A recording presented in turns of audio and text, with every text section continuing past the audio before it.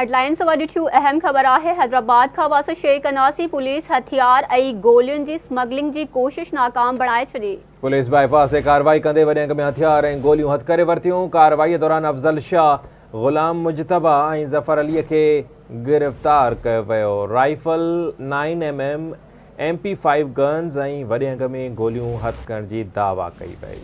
Update कन्नासी जवाबदार car ज़रिए हथियार ॿिए हंधि मुंतकिल करे रहा हुआ, पुलिस जो चवण आहे। ब्रेकिंग न्यूज़ आहे। हैदराबाद खां पुलिस हथियार ऐं गोलियुनि जी स्मगलिंग की कोशिश नाकाम बणाए छॾी। पुलिस बाईपास से कार्रवाई कंदे वॾे अंग में हथियार ऐं गोलियूं हथ करे वरतियूं। कार्रवाई दौरान अफजल शाह, गुलाम मुश्तबा ऐं ज़फर अली खे गिरफ़्तार कयो वियो आहे, पुलिस जो चवण आहे।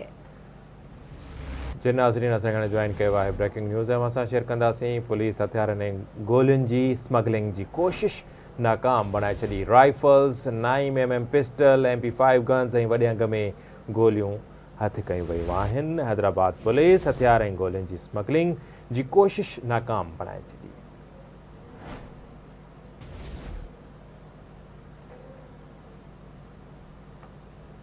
हैदराबाद में ब्रेकिंग न्यूज़ असां शेयर कंदासीं। पुलिस हथियार ऐं गोलियुनि जी स्मगलिंग की कोशिश नाकाम बणाए छॾी आहे।